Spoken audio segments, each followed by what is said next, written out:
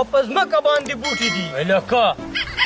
اسمان کې وریځې دي په ځمکه باندې او په بوټي دي ځمکه باندې بوټي دي او په خوړ کې میان اسمان کې وریځې دي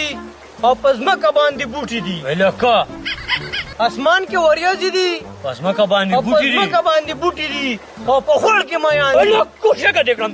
د ماحول مطابق شعر دی وي مننه پاگل صاحب مننه ما دې خو دې وایي که دا شعر دی بیا وي وجدم دی د ماحول مطابق شاعري به راته نه کوي زه ډېر ستر کې کېږم ډېره مننه ښکلي زما وې او زه د دوی مشر راجا وې چې پیسې ورکولې مور پلار ما ته هسې په خندا وې